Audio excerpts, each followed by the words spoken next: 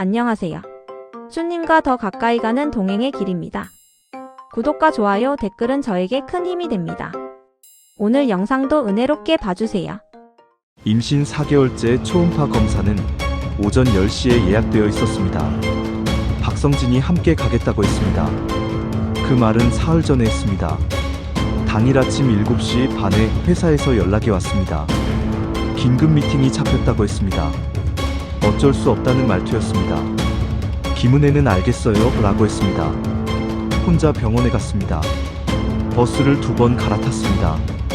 대기실이 붐볐습니다. 번호표를 뽑았고 의자에 앉았습니다. 1시간을 기다렸습니다. 옆에 임산부들이 있었습니다. 남편과 함께 온 사람도 있었고 혼자 온 사람도 있었습니다. 초음파실에 들어가 침대에 누웠습니다. 기계를 배에 댔습니다. 의사가 화면을 보았습니다. 잠깐 멈추었습니다. 각도를 조금 바꾸었습니다. 다시 보았습니다. 멈추는 시간이 평소보다 길었습니다. 아직 여러 번 초음파를 보아서 평소가 얼마인지 아는 시간이 쌓여 있었습니다. 의사가 말하기 시작했습니다. 말이 느렸습니다. 오른쪽 손 부분에서 발달 이상이 보인다고 했습니다. 선천성 사지 결손증이라는 용어를 말했습니다. 확정이 아니라 현재 가능성이 높다는 것이라고 했습니다. 추가 정밀 검사를 권했습니다. 전문 병원으로의 의뢰서를 쓰겠다고 했습니다. 김은혜는 그 말을 들으면서 천장을 보았습니다. 흰 천장이었습니다. 형광등이 있었습니다. 형광등이 깜빡이지 않았습니다. 의뢰서를 받아들고 병원을 나왔습니다. 버스를 기다렸습니다. 정류장 의자에 앉아서 핸드폰을 꺼냈습니다. 박성진의 이름이 보였습니다. 핸드폰을 가방에 넣었습니다. 연락하지 않았습니다. 버스가 왔습니다. 탔습니다. 집에 돌아왔습니다. 첫째와 둘째가 학교에 가 있는 시간이었습니다. 집이 비어 있었습니다. 부엌에 서서 물을 한 잔 마셨습니다. 잠시 서 있다가 빨래통을 꺼냈습니다. 세탁기에 넣었습니다. 세제를 넣었습니다. 뚜껑을 닫았습니다. 작동 버튼을 눌렀습니다. 세탁기가 돌아가기 시작했습니다. 소리가 났습니다. 박성진에게 말한 것은 그날 저녁이었습니다. 설거지를 마치고 아이들이 방에 들어간 다음이었습니다. 의뢰서를 테이블 위에 꺼내 놓았습니다. 박성진이 집어보았습니다. 김은혜가 오늘 들은 것을 말했습니다. 말이 길지 않았습니다. 박성진이 의뢰서를 들었다가 내려놓았습니다. 한동안 아무것도 하지 않다가 손으로 탁자 위를 한번 쳤습니다. 세게 치지 않았습니다. 일어났습니다. 베란다로 나갔습니다. 한참 서 있었습니다. 김은혜가 탁자를 행주로 닦았습니다. 출산은 삼남이 예정보다 2주 이르게 나왔습니다. 새벽에 진통이 시작되었고 박성진이 차를 몰았습니다. 오전 6시가 넘어 아이가 태어났습니다. 의료진이 아이를 들어 올렸을 때 오른손이 먼저 보였습니다. 손가락이 3개였습니다. 간호사가 아이를 닦고 천으로 싸서 김은혜 옆에 뉘었습니다. 아이 얼굴이 붉었습니다. 주름이 많았습니다. 눈은 감고 있었습니다. 입이 조금 벌어져 있었습니다. 김은혜가 아이 얼굴을 보았습니다. 박성진은 분만실 밖에서 기다렸습니다. 그 병원의 절차가 출산 직후 별도 안내 후 입장이었습니다. 간호사가 나가서 알렸고 박성진이 들어왔습니다. 아이를 보았습니다. 오른손을 보았습니다. 아이 얼굴을 보았습니다. 표정이 무엇인지 알 수 없었습니다. 김은혜가 그 표정을 보려 했습니다. 박성진이 아이 쪽을 보고 있었기 때문에 얼굴이 잘 보이지 않았습니다. 퇴원 후 시어머니가 오셨습니다. 아이를 안아들었습니다. 얼굴을 보았습니다. 오른손을 보았습니다. 잠시 있었습니다. 아무 말도 하지 않았습니다. 안방에서 나오면서 부엌을 들여다보았습니다. 국이 없네라고 했습니다. 아이가 걷기 시작한 것은 연럭달이 되던 때였습니다.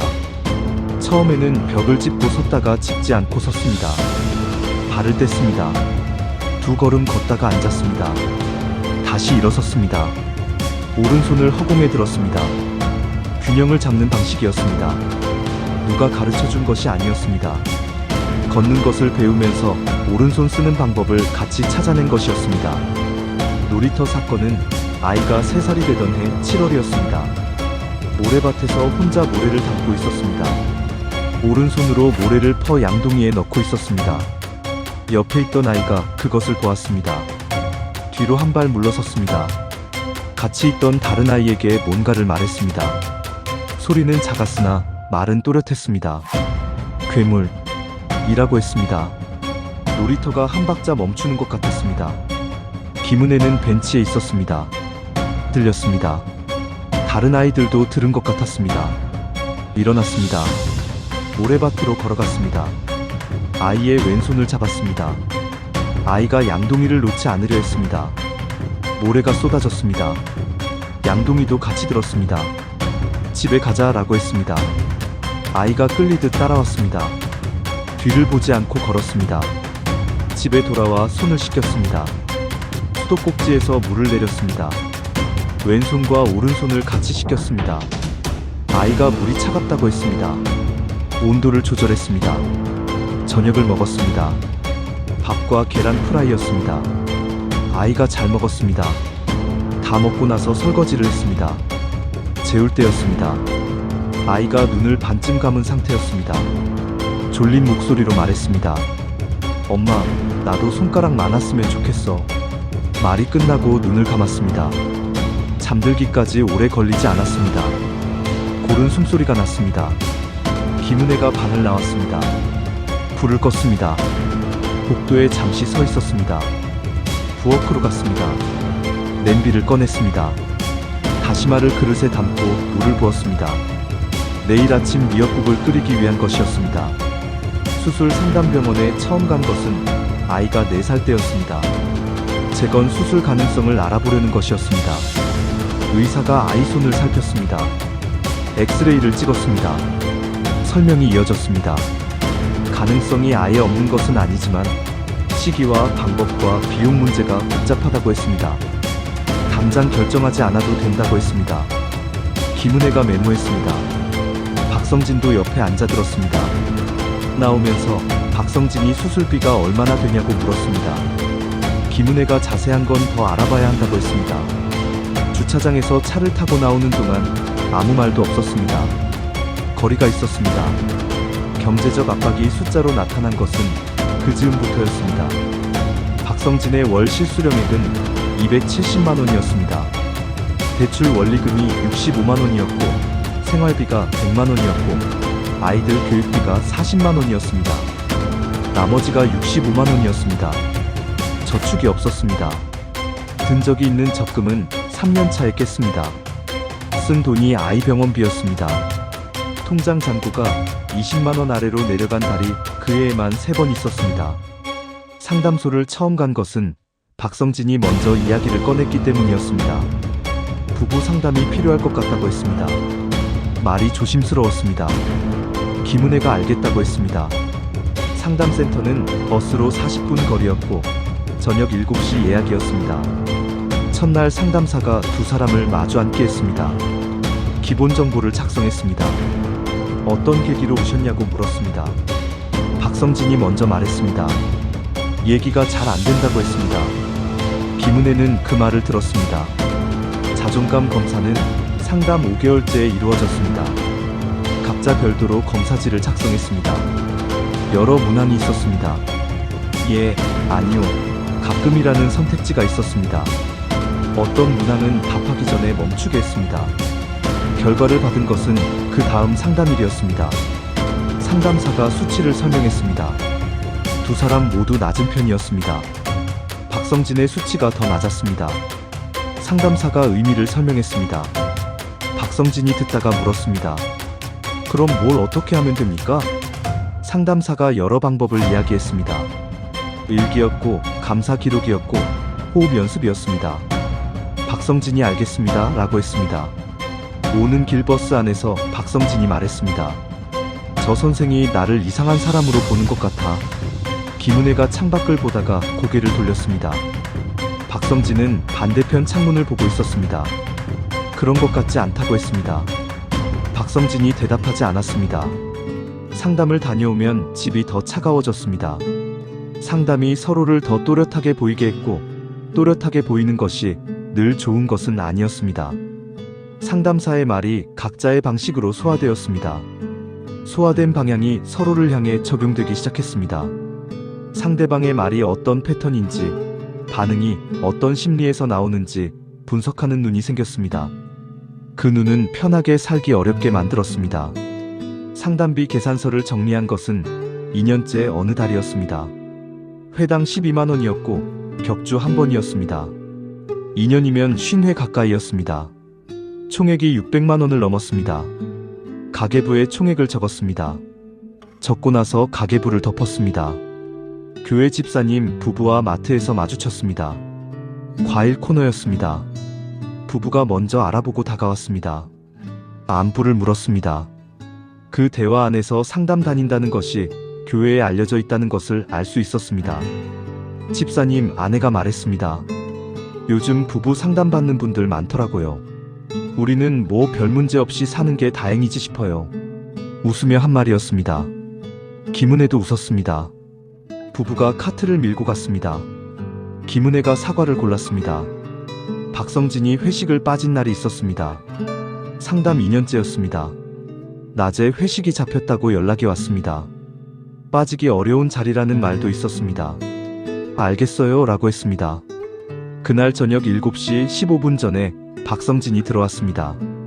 손에 아무것도 없었습니다. 왜 왔어요 라고 했습니다. 그냥 왔어 라고 했습니다. 그날이 상담 있는 날이었습니다. 상담 종류는 예약이 끊기는 방식으로 이루어졌습니다. 박성진이 다음 예약을 잡지 않았습니다.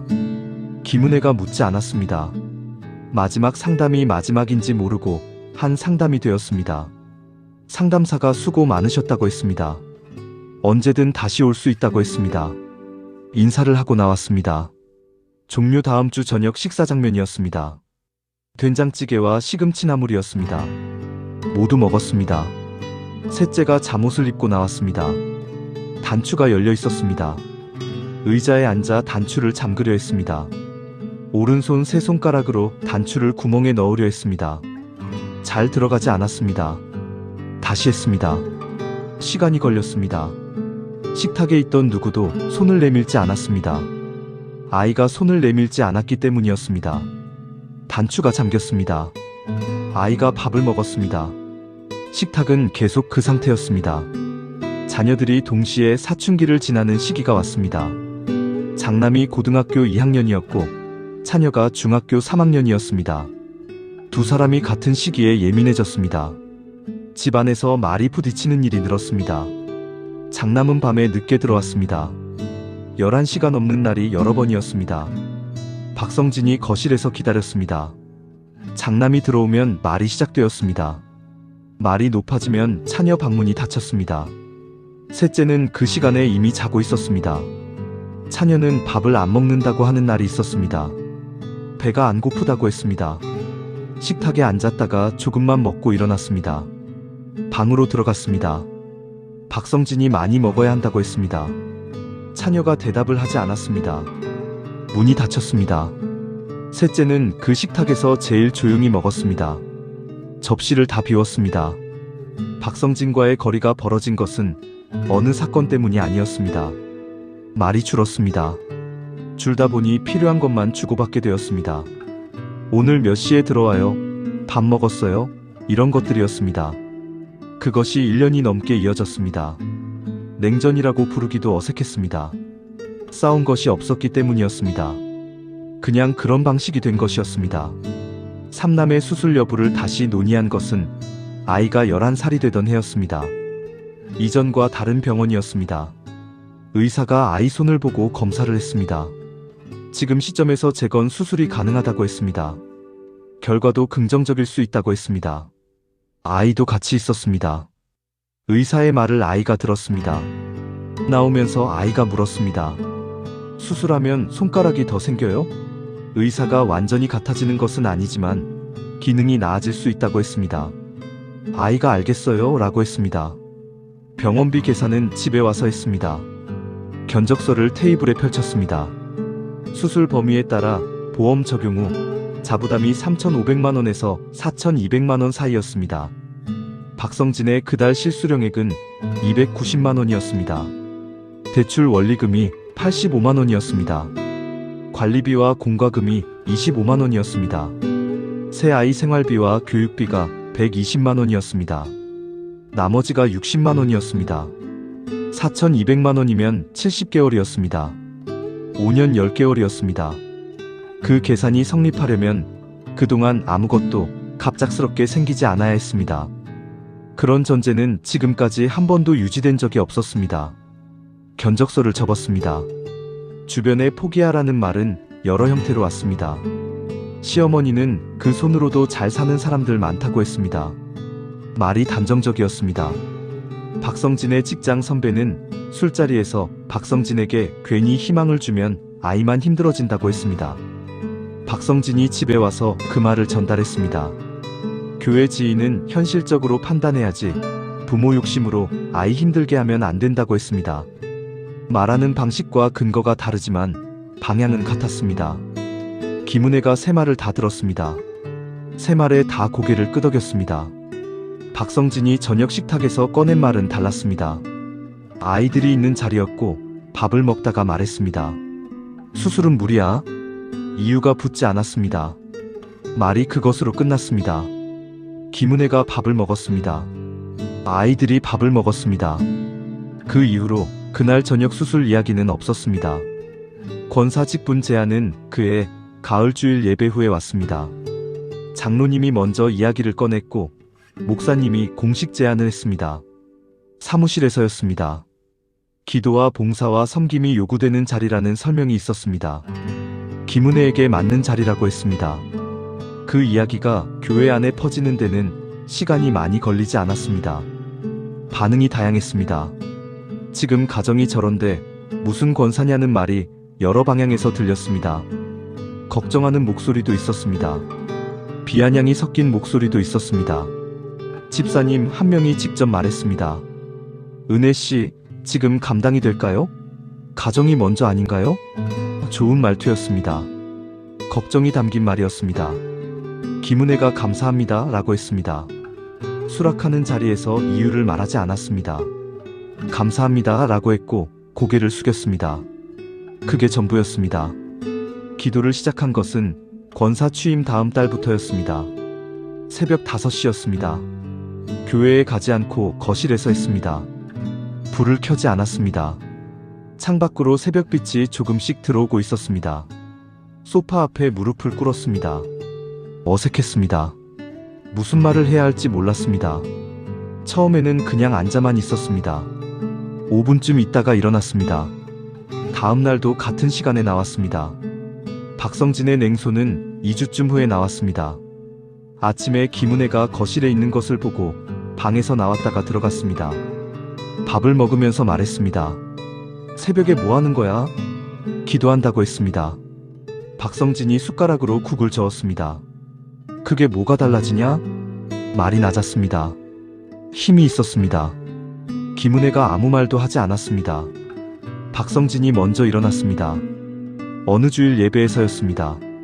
찬양이 진행 중이었고 주변 사람들이 손을 들고 있었습니다. 김은혜는 앞을 보고 있었습니다. 무엇을 보고 있는지 자신도 알 수 없었습니다. 찬양 가사가 들렸다가 사라졌다가 했습니다. 옆자리 집사님이 어깨를 건드렸습니다. 찬양집의 쪽수가 바뀌어 있었습니다. 찾아 펼쳤습니다. 삼남이 수술을 받지 않기로 결정된 것은 어느 시점이었습니다. 결정이라는 말이 붙은 자리가 따로 없었습니다. 그냥 더 이상 이야기가 나오지 않았습니다. 병원에 가지 않았습니다. 견적서는 서랍 안에 있었습니다. 삼남은 학교를 다녔습니다. 수업을 들었습니다. 도서관에 갔습니다. 아이가 학예회 발표를 신청한 것을 담임 선생님에게서 알게 되었습니다. 선생님이 전화를 했습니다. 학예회 참가 신청서에 아이가 직접 사인을 했다고 했습니다. 독후감 낭독을 선택했다고 했습니다.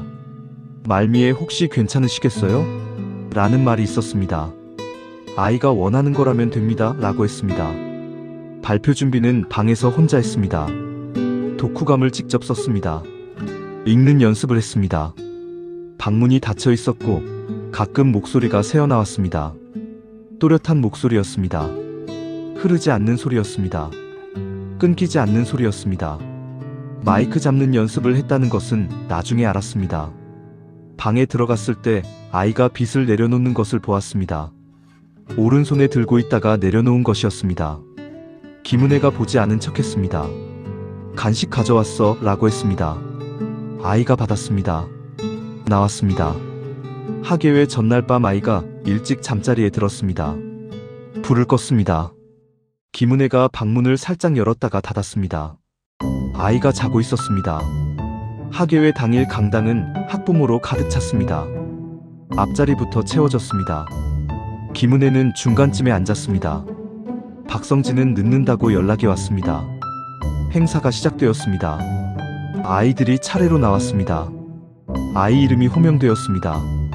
아이가 무대로 걸어 나왔습니다. 조명이 무대를 비추었습니다. 마이크 스탠드 앞에 섰습니다. 마이크가 키보다 높았습니다. 왼손으로 스탠드를 잡고 높이를 내리려 했습니다. 잘 되지 않았습니다. 잠시 멈추었습니다. 그러고 나서 오른손으로 마이크를 스탠드에서 잡아 뺐습니다. 세 손가락이었습니다. 마이크를 손에 쥐었습니다. 읽기 시작했습니다. 목소리가 또렷했습니다. 떨리지 않았습니다. 속도가 일정했습니다. 강당이 조용했습니다. 학부모들이 움직이지 않았습니다. 강당 전체가 그 목소리를 들었습니다. 다른 소리가 없었습니다. 마지막 문장을 읽었습니다. 마이크를 내렸습니다. 그 순간 강당이 완전히 조용했습니다. 한 박자였습니다. 짧은 시간이었으나 분명히 있었습니다. 소리가 없었습니다. 그 조용함 속에서 객석 어딘가에서 누군가 고개를 숙였습니다. 옆 사람 어깨에 얼굴을 파묻는 것 같기도 했습니다. 확인할 수 없었습니다. 박수가 났습니다. 소리가 컸습니다. 아이가 무대에서 내려왔습니다. 김은혜는 자리에 앉아 있었습니다. 다음 순서 아이가 무대로 올라갔습니다. 행사가 계속되었습니다. 온라인 기도회는 교회에서 새벽 5시에 열었습니다. 매일이었습니다. 카메라를 켜지 않아도 되는 플랫폼이었습니다. 김은혜는 카메라를 켜지 않았습니다. 이어폰을 꽂았습니다. 소파 앞에 무릎을 꿇었습니다. 화면에 참여자 수가 표시되었습니다. 많을 때는 50명을 넘었고 적을 때는 20명이 안 되었습니다. 숫자를 보지 않고 눈을 감았습니다. 1시간이 지나면 일어났습니다. 그렇게 하루가 시작되었습니다. 장남은 직장에 다녔습니다. 아침에 나갔고 저녁에 왔습니다. 늦게 오는 날도 있었습니다. 차녀는 대학원에 다녔습니다. 논문을 쓰는 중이었습니다. 늦게 자고 늦게 일어났습니다. 삼남은 고등학교 2학년이었습니다. 학교에서 돌아오면 도서관에 가는 날이 많았습니다. 저녁에 돌아왔습니다. 집안에 사람이 있는 시간과 없는 시간이 교차했습니다. 박성진이 영업부장으로 올라간 것은 5년 전이었습니다. 출장이 늘었습니다. 회식이 늘었습니다. 집에 있는 시간이 예전보다 줄었습니다. 있을 때는 피곤해 있는 경우가 많았습니다. 소파에 앉아서 폰을 보거나 뉴스를 보다가 잠들었습니다. 그 옆에서 김은혜가 뭔가를 했습니다. 박성진의 날 선말이 나온 것은 어느 평일 저녁이었습니다. 퇴근해서 들어왔습니다. 신발을 벗으면서 말했습니다. 집이 왜 이래? 거실이 정리가 덜 된 것을 보며 한 말이었습니다. 이어서 매일 기도만 하면 뭐가 달라지냐는 말도 했습니다. 말투가 낮았지만 힘이 실려 있었습니다. 그 말을 들은 자리에서 과거에는 무언가가 일어났을 것이었습니다. 목소리가 높아지거나 방으로 들어가거나 아무것도 하지 않는 것처럼 보이면서 속으로 끓이거나였습니다. 어느 쪽이든 그 말이 오래 남았습니다. 그날 자려고 누워서도 남아있었습니다. 그날은 달랐습니다. 달라진 것이 크고 거창한 무언가가 아니었습니다. 부엌에서 나왔습니다. 박성진을 보았습니다. 힘들었어요? 라고 했습니다. 그것뿐이었습니다. 박성진이 대답하지 않았습니다. 소파에 앉았습니다. 김은혜가 수건을 가져왔습니다. 손에 건넸습니다. 박성진이 받았습니다. 교회 대학부 예배는 매주 일요일 오후 2시에 시작되었습니다. 강의실 2개를 터서 예배당으로 쓰던 시절이었고, 접이식 의자를 창고에서 직접 꺼내줄 맞춰놓는 방식이었습니다. 예배 시작 30분 전부터 봉사자들이 움직였고, 20대 초반의 얼굴들이 의자를 들고 복도를 오갔습니다. 김은혜가 박성진을 처음 본 것은 그 복도였습니다. 박성진이 의자 3개를 한 번에 들고 있었습니다. 한 손에 2개, 다른 손에 1개였고 걸음이 빨랐습니다. 김은혜는 2개를 들고 있었습니다. 둘 다 앞을 보며 걸었고 스쳐 지나갔습니다. 지나가고 나서 누가 지나갔는지 돌아보지 않았습니다. 그것이 그들의 첫 만남이었습니다. 두 번째 마주친 것은 3주 학예 수련회 버스 안이었습니다. 박성진이 먼저 타서 창가 자리에 앉아 있었고 옆자리가 비어 있었습니다. 김은혜가 탔을 때 빈자리가 거기 하나뿐이었기에 같이 앉게 되었습니다. 가는 도중 둘 다 한마디도 하지 않았지만 버스에서 내릴 때 박성진이 짐을 선반에서 꺼낼 때 자기 것을 꺼낸 다음 옆에 있는 것이 김은혜 것인지 물었습니다. 네 라고 김은혜가 있고 박성진이 내려주었습니다. 감사합니다 라고 김은혜가 말했습니다. 박성진이 고개를 한번 끄덕였습니다. 그게 전부였습니다. 세 번째는 수련회 이튿날 저녁 자유시간이었습니다. 숙소 마당이었고 335 모여있는 사람들 사이에서 박성진이 혼자 난간에 기대어 있었습니다. 김은혜가 지나가다가 그를 보았고 박성진은 하늘을 보고 있었습니다. 김은혜는 그를 꽤나 오래 보았고 어느 순간 두 사람의 눈이 맞닥뜨렸습니다. 그 다음날 돌아오는 버스에서 두 사람은 다시 같은 자리에 앉았습니다. 연애가 시작된 것은 그 수련회로부터 2달 후였습니다. 누가 먼저 시작했는지에 대해 두 사람은 나중에도 의견이 달랐습니다. 박성진은 자신이 먼저 커피 마시자고 제안했다고 기억했습니다. 예배 끝나고 나가다가 묻는 방식이었습니다.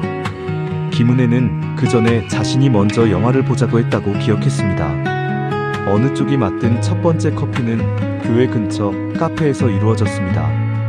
2시간 동안 마주 앉았고 각자의 집과 전공과 졸업 후 계획 같은 것들을 말했습니다. 생각보다 대화가 잘 통했던 그들은 그렇게 이런 핑계, 저런 핑계로 몇 번 만나다가 교제를 하게 되었습니다. 처음 1년은 큰 문제가 없었습니다. 큰 문제가 없다는 것은 아무 일도 없었다는 뜻이 아니었습니다. 두 사람이 아직 서로의 진짜 모습을 못 보거나 보아도 깨닫지 못했다는 뜻이었습니다. 예를 들어 그들은 매 주말에 만나 영화를 봤고 밥을 먹었습니다. 박성진이 몇 번이나 늦은 적이 있었고 그때마다 다 연락이 늦었습니다. 김은혜가 기다리다가 전화를 했고 박성진은 합리적인 이유로 바빴다고 했습니다. 그저 김은혜는 알겠다고 했고 그 이상 말하지 않았습니다.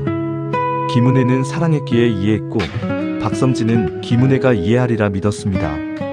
두 사람은 신앙적인 부분에서도 삶적인 부분에서도 어느 정도 잘 맞다고 생각이 되어 결혼을 결심했습니다.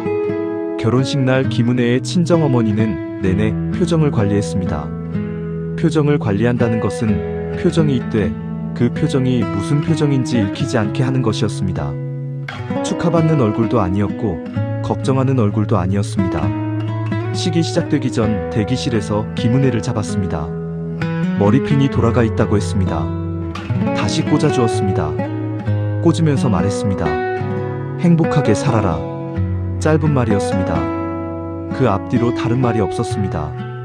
김은혜가 네 라고 했고 친정어머니가 손을 놓았습니다. 식장 안으로 먼저 들어가면서 친정어머니가 딸 머리를 한번 보았습니다. 핀이 제대로 꽂혀 있었습니다. 박성진의 친어머니는 하객들과 사진을 찍으며 잘 웃었습니다. 사진에서 늘 가장 잘 웃고 있었습니다. 박성진의 형이 왔고 형수가 왔고 친척들이 왔습니다. 김은혜의 오빠는 혼자 왔고 오빠 옆에 친정어머니가 앉았습니다. 식이 진행되는 동안 둘 다 앞만 보았습니다. 신혼집은 지하철역에서 버스로 20분 거리였습니다.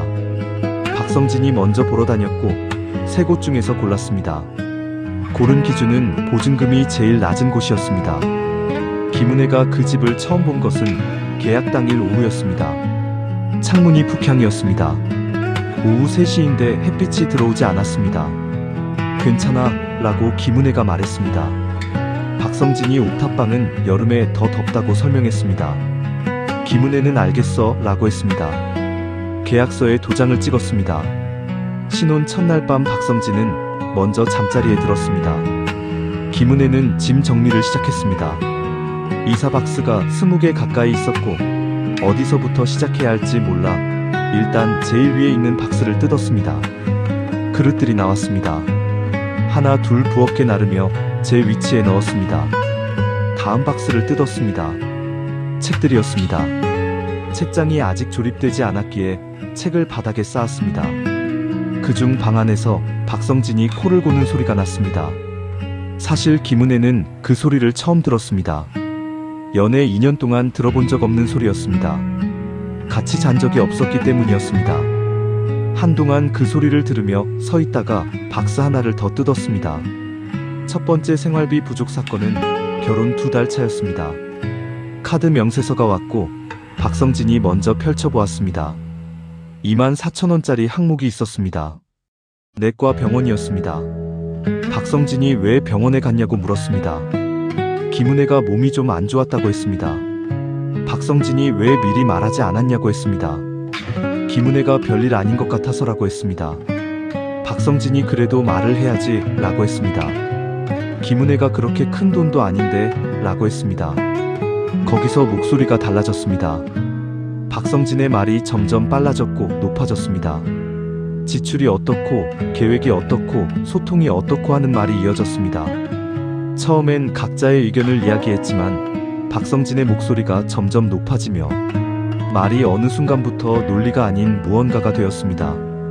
김은혜는 그 목소리를 처음 들었습니다. 결혼 전에는 들어본 적 없는 목소리였습니다. 순간 놀라 그냥 서 있게 되었습니다. 박성진의 말이 끝날 때까지 그저 서 있었습니다. 끝나고 나서 둘 다 아무 말도 하지 않은 채 잠에 들었습니다. 그날 밤 박성진이 먼저 잠들었고 다음날 아침 일어나면서 미안해 라고 했습니다. 김은혜가 응 이라고 했습니다. 박성진의 목소리가 그렇게 달라진 것을 김은혜는 처음 들었지만 소리치고 커지는 목소리를 듣는 것은 처음이 아니었습니다. 어릴 때 들었던 소리였습니다. 바로 아버지의 목소리가 그렇게 달라졌었습니다. 아버지는 건설 현장 일용직이었고 일이 있는 날엔 밤에 없는 날엔 낮부터 술을 마셨습니다. 술을 마신 날이 되면 꼭 목소리가 달라졌습니다. 그것엔 방식이 있었습니다.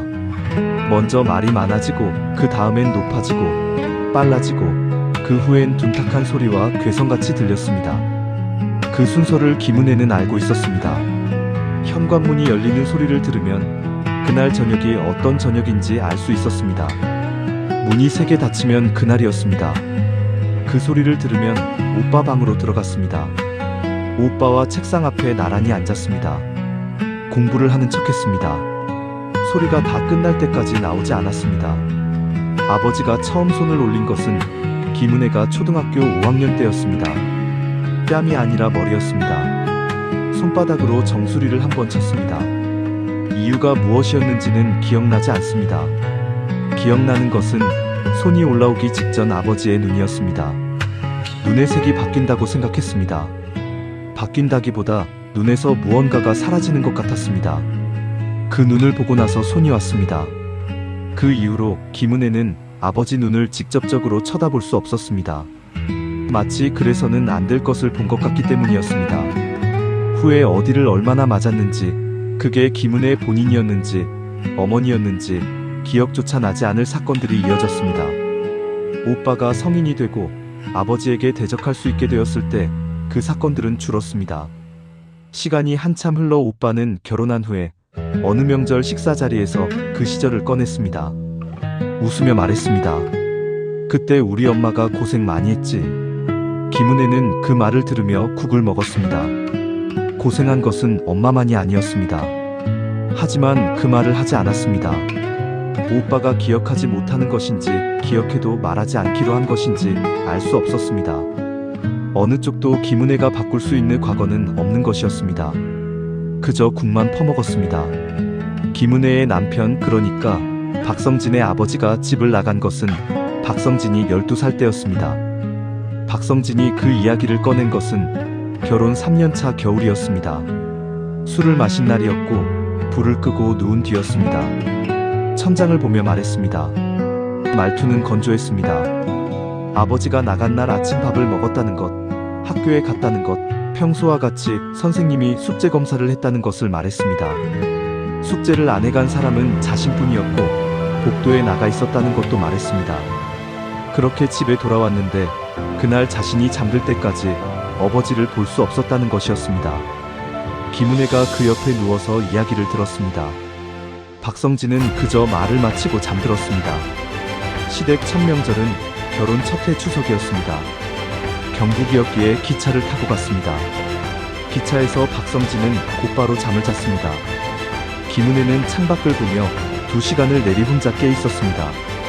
역에서 내려 시어머니 댁으로 들어갔을 때 집에는 이미 형수와 시누이와 시누이 남편과 아이들이 와 있었습니다. 현관에 신발이 가득했습니다. 들어가자마자 시어머니가 부엌을 가리켰습니다. 자연스러운 동작이었습니다. 설명 없이도 알 수 있는 방향이었습니다. 부엌에 들어갔습니다.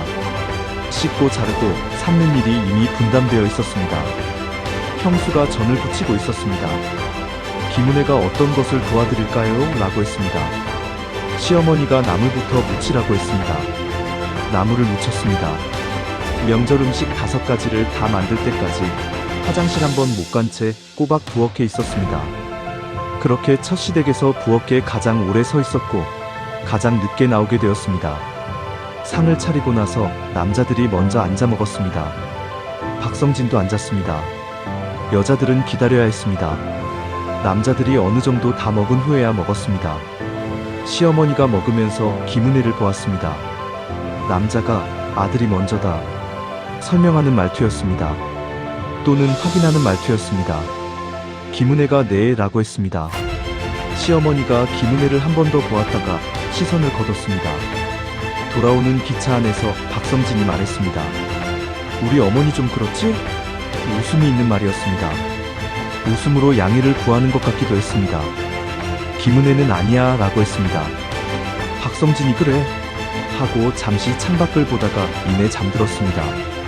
김은혜는 잠들지 않았습니다. 올 때처럼 기차가 움직이는 동안 계속 창밖을 보았습니다. 어두운 차창이었고 안이 비쳐 보였습니다. 박성진의 월급에서 시어머니에게 가는 돈이 있다는 것을 알게 된 것은 결혼 4개월 차였습니다. 통장 내역을 보다가 발견했습니다. 매달 같은 날 같은 금액이 나가고 있었습니다. 50만 원이었습니다. 박성진에게 물었습니다. 박성진이 원래 그렇게 해왔다고 했습니다. 결혼 전부터라고 했습니다. 김은혜가 얼마나 됐냐고 했습니다. 취직하고 나서부터라고 했습니다. 5년이 됐다는 뜻이었습니다. 김은혜는 울컥하는 기분이 들었지만 싸움이 될까봐 더 묻지 않았습니다. 첫째 아이가 태어난 것은 결혼 2년차 봄이었습니다. 출산 전날 밤부터 진통이 시작되었습니다. 박성진이 차를 몰았고 새벽에 병원에 들어갔습니다. 아침에 아이가 태어났습니다. 박성진이 분만실 앞 복도에서 기다리다가 간호사한테 연락을 받고 들어왔습니다. 아이를 보았습니다. 박성진은 눈물이 났습니다. 김은혜는 박성진이 우는 것을 처음 봤습니다. 같이 울어주는 박성진이 고마웠습니다. 산후조리원은 돈 문제로 취소되었습니다. 친정어머니가 와서 이주를 도와주었습니다.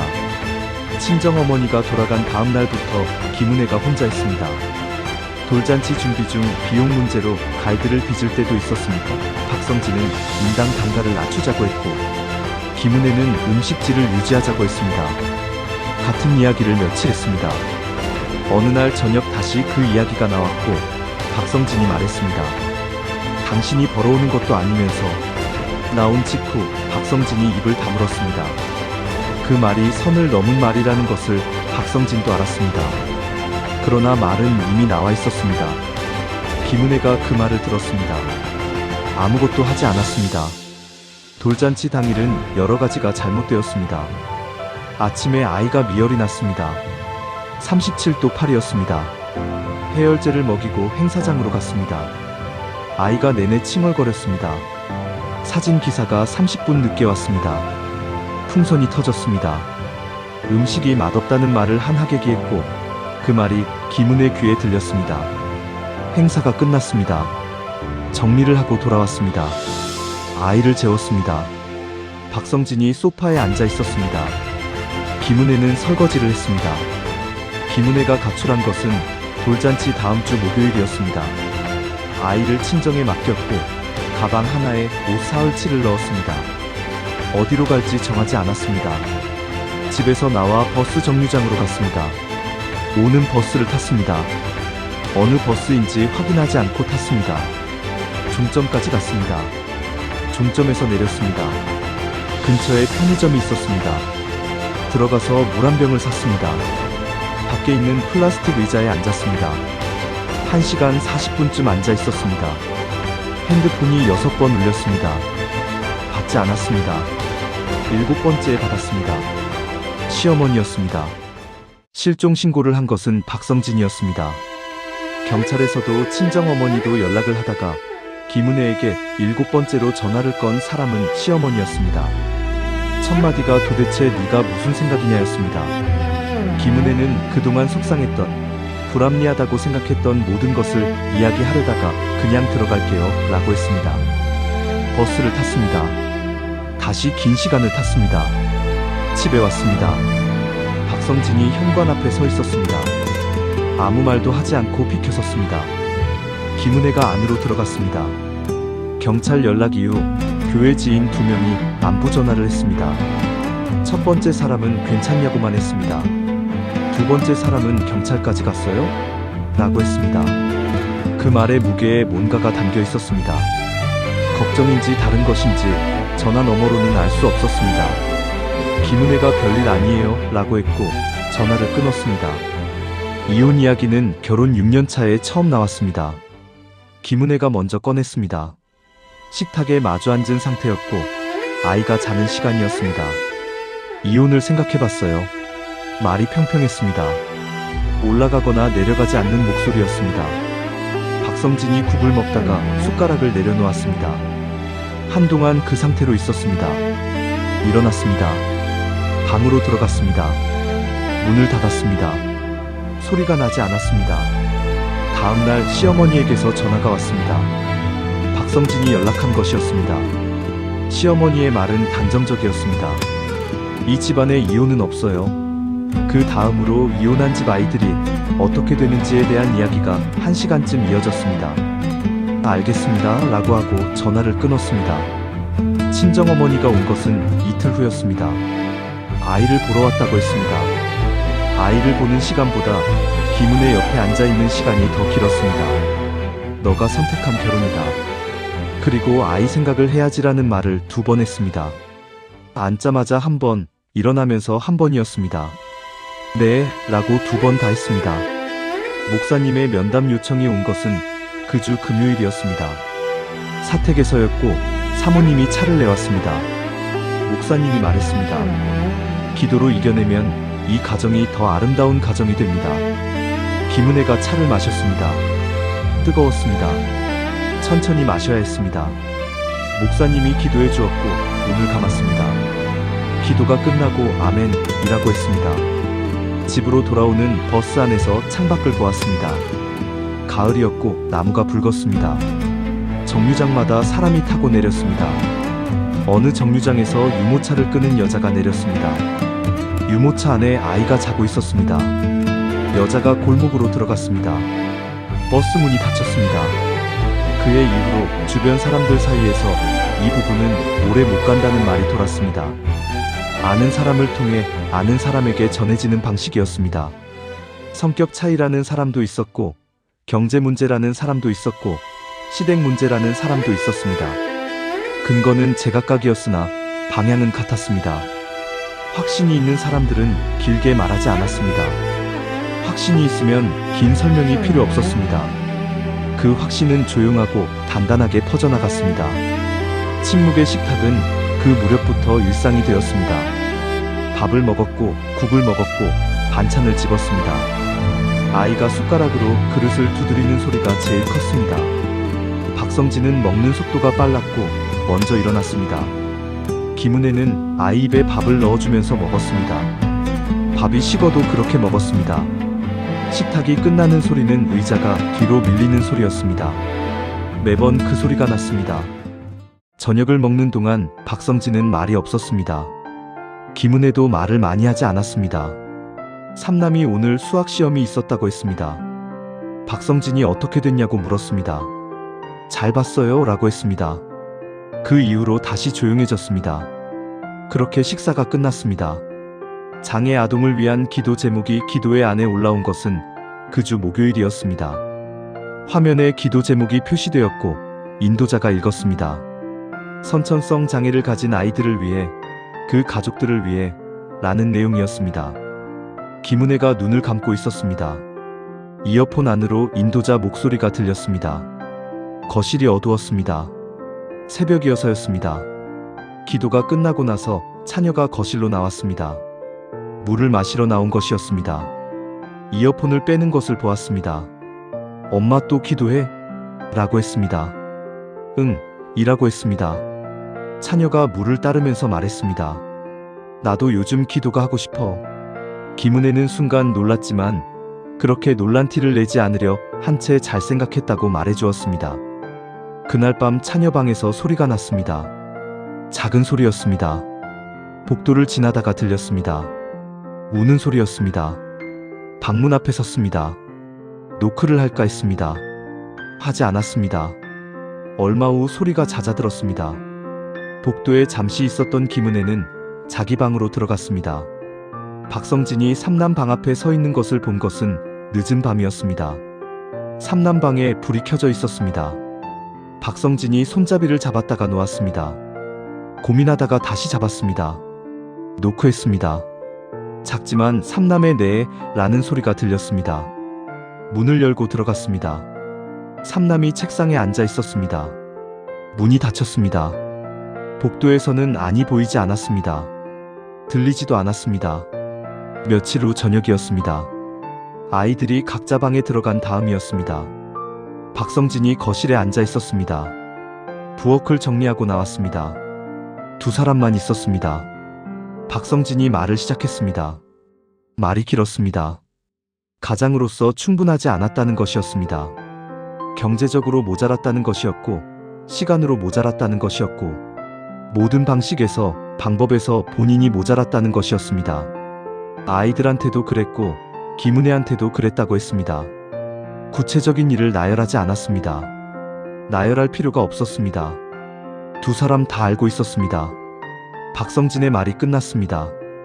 김은혜가 말했습니다. 여보, 내가 더 사랑하겠습니다. 그게 전부였습니다. 설명이 없었습니다. 조건이 없었습니다. 과거를 언급하지 않았습니다. 박성진이 그 말을 들었습니다. 며칠이 더 지났습니다. 저녁을 먹고 나서 삼남이 거실에 나왔습니다. 차녀도 박성진도 거실로 모였습니다. 모두 소파 앞 바닥에 모였습니다. 간단한 대화 후 박성진이 먼저 무릎을 꿇었습니다. 딱히 권하는 사람이 없었습니다. 그냥 먼저 무릎을 꿇고 하나님께 감사 기도를 드렸습니다. 자녀들은 그 모습을 보았습니다. 그렇게 박성진과 김은혜와 가족들은 크지도 엄청나게 길지도 않아도 서로를 위해 기도하고 잠들기 전 기도했습니다. 그렇게 그 가정엔 잠들기 전 기도 후 거실 조명을 끄는 것이 일상이 되어갔습니다.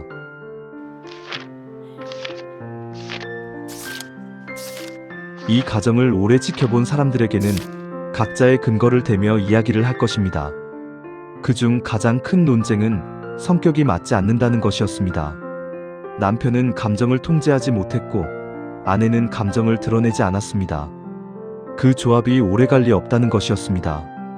경제적으로도 계산이 서지 않는 가정이었습니다. 대출 상환에 아이 셋, 거기에 장애 아이의 수술비까지 논의되는 집이었습니다.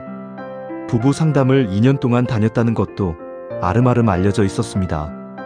오히려 다녀오고 나서 집이 더 차가워졌다는 것도 돌아다니는 말이었습니다.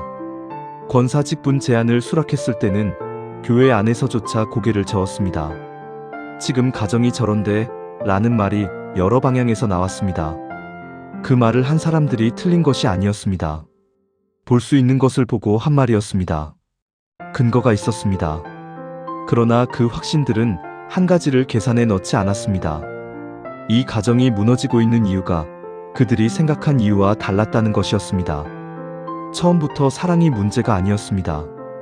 두 사람 모두 상대를 사랑하지 않아서 멀어진 것이 아니었습니다. 각자가 어릴 때부터 몸에 쌓아온 것들이 문제였습니다. 박성진은 12살에 아버지가 집을 나간 이후 어떻게 인간관계를 맺는지 배운 적이 없었습니다. 회피만이 답인 줄 알았습니다. 김은혜는 현관문이 열리는 소리를 들으며 오빠 방으로 들어가던 아이였습니다. 폭력에 익숙해져 감정적 무감각이 지배한 상태였습니다.